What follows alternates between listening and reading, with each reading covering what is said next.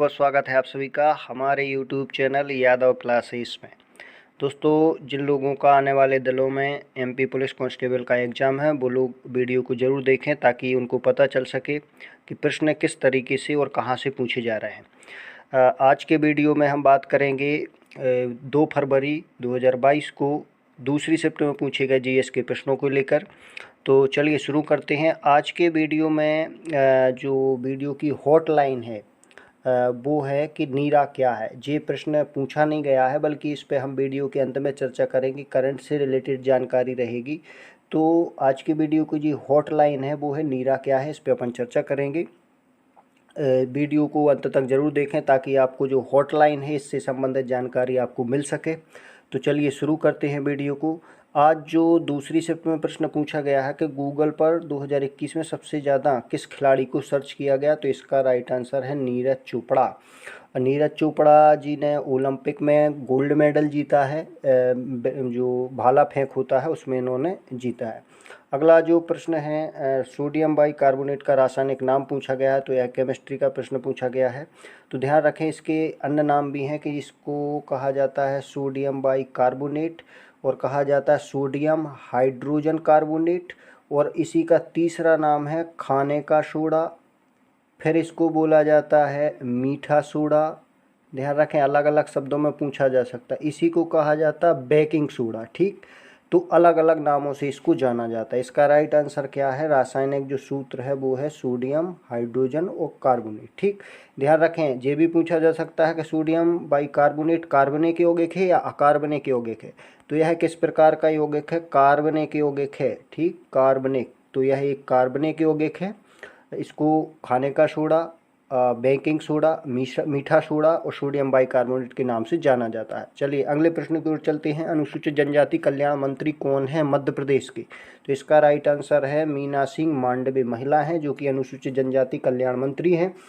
कल के वीडियो में मैंने बताया था कि अनुसूचित जनजाति से संबंधित संविधान में कौन सा अनुच्छेद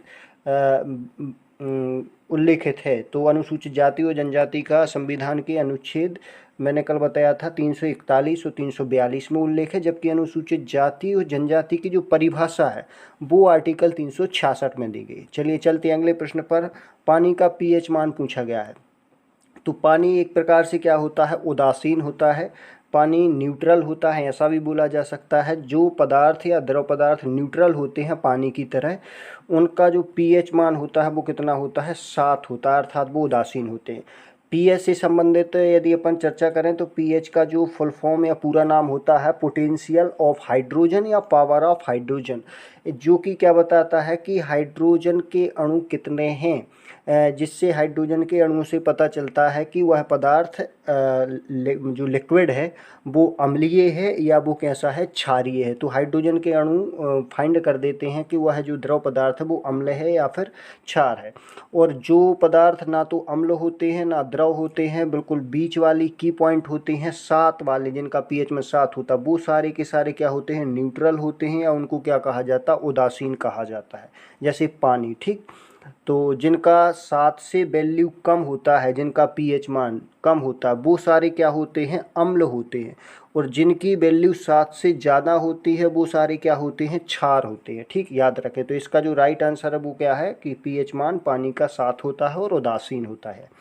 अर्जुन रामपाल कहाँ से थे, तो अर्जुन रामपाल जी जबलपुर से थे। मध्य प्रदेश की जो संस्कारधानी राजधानी कही जाती है जबलपुर, तो वहाँ से अर्जुन रामपाल थे। अगला प्रश्न है कि अरुणाचल प्रदेश की राजधानी क्या है, तो इसका राइट आंसर है ईटानगर, अरुणाचल प्रदेश की राजधानी है। ध्यान रखें दोस्तों, अरुणाचल प्रदेश भारत का सबसे पूर्वी राज्य है। ठीक, ध्यान रखें, सबसे पूर्वी। प्रश्न पूछा जा सकता है भारत में सबसे पहले सूर्य कहाँ उगता है, तो इसका जो राइट आंसर होगा वो क्या होगा, अरुणाचल प्रदेश। चलिए अगले प्रश्न की ओर चलते हैं। गांधी जी ने दांडी मार्च, यह प्रश्न पहले ही शिफ्टों में पूछा गया है, तो इसका राइट आंसर है साबरमती आश्रम से शुरू की थी इन्होंने दांडी मार्च।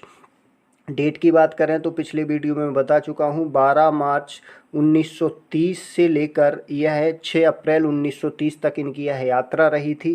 कहाँ से कहाँ तक रही थी, साबरमती आश्रम से लेकर कहाँ तक, दांडी। दांडी कहाँ है, गुजरात में है, तो दांडी तक की इनकी यात्रा रही थी।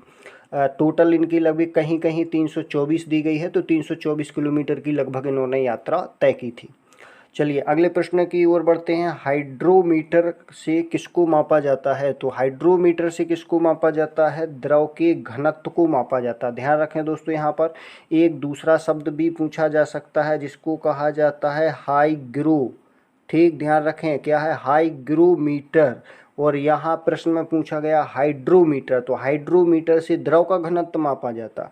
और यदि हाइग्रोमीटर पूछें तो जो वायुमंडल की आर्द्रता होती है, वायुमंडल की आर्द्रता को मापा जाता है किसमें? हाइग्रोमीटर में। और हाइड्रोमीटर में मापा जाता है द्रव का घनत्व। चलते हैं अगले प्रश्न की ओर। अगला जो प्रश्न है कि मध्य प्रदेश जिले की सीमा यूपी से लगती है, तो यह ऑप्शन से पता चलेगा। हम बता देते हैं कि लगभग नए यदि जो जिला है निवाड़ी उसको शामिल कर दें तो लगभग 13 जो ज़िले हैं वो यूपी की सीमा से लगे हुए हैं। यदि इनकी अपन बात करें तो इनमें दिया गया है भिंड एक आता है जिसे कहा जाता है मुरैना, फिर आता है यदि सीरियल से चलें तो दतिया, फिर आ जाता है शिवपुरी, शिवपुरी के बाद आता है सागर, सागर के बाद आता है निमाड़ी, निमाड़ी के बाद आएगा टीकमगढ़, फिर आएगा छतरपुर, फिर आएगा पन्ना, फिर आएगा सतना, फिर आएगा रीवा और फिर आएगा सिंगरौली। ध्यान रखें दोस्तों, यूपी की सीमा से लगने वाले जिलों में सीधी नहीं आता। नक्शे को ध्यान से देखना, सीधी नहीं है। कौन सा है? सिंगरौली। सीधी की सीमा लगेगी छत्तीसगढ़ से। चलिए बढ़ते हैं अगले प्रश्नों की ओर। दोस्तों ऐसा भी प्रश्न पूछा जा सकता है यहीं पर कि मध्य प्रदेश के कितने जिले सीमावर्ती राज्यों की सीमा बनाते हैं, या सीमावर्ती राज्यों से कितने जिले एमपी के सीमा बनाते हैं? तो टोटल 41 जिले मध्य प्रदेश के ऐसे हैं जो कि क्या करते हैं? सीमा बनाते हैं। अन्य जो 5 राज्य हैं उनसे इनकी सीमा साझा करते हैं। चलते हैं अगले प्रश्न की ओर। देवगढ़ के किले का निर्माण किसने करवाया था? तो देवगढ़ के किले का निर्माण करवाया था जाट शाह प्रथम ने। ध्यान रखें देवगढ़ का किला कहाँ पर है? बालाघाट में है, बालाघाट छिंदवाड़ा। अगली जो प्रश्न मुझे प्राप्त हुआ, मध्य प्रदेश के खेल मंत्री कौन है? तो मध्य प्रदेश के जो खेल मंत्री हैं वर्तमान में यशोधरा राजे सिंधिया हैं।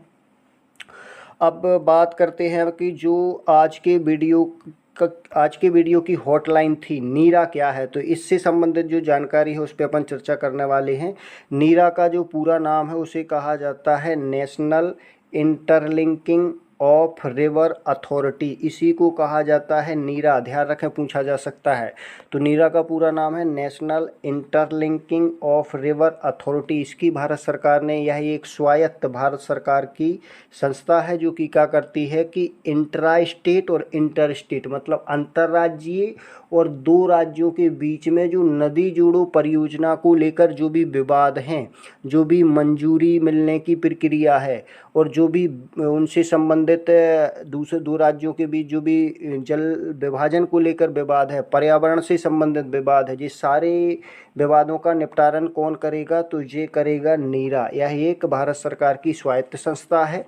इसके अंदर में वर्तमान में यदि केन बेतवा लिंक की बात करें तो यह इसी के अंतर्गत संचालित होगी। केन बेतवा लिंक परियोजना नीरा के अंतर्गत ही चलाई जा रही परियोजना है जो कि मध्य प्रदेश और उत्तर प्रदेश की संयुक्त परियोजना है, जो कि इसकी लंबाई कितनी है? 221 किलोमीटर है, जो कि केंद्रीय जल संसाधन मंत्रालय की एक एजेंसी है। कौन? नीरा। ध्यान रखें, नीरा की बात कर चल रहा है यहाँ पर। जो नीरा है वो जल संसाधन मंत्रालय की एक स्वायत्त एजेंसी है जो कि जल से संबंधित विवादों का निपटारा करेगी और जल संरक्षण के लिए काम करेगी। जैसे केन बेतवा जो लिंक परियोजना है वो नीरा के अंतर्गत ही चलाई जा रही है। तो दोस्तों आपसे गुजारिश है कि चैनल को सब्सक्राइब करें, दोस्तों के साथ शेयर करें। वीडियो कैसा लगा कमेंट करके ज़रूर बताएं। स्वस्थ रहें, स्वच्छ रहें। धन्यवाद, नमस्कार।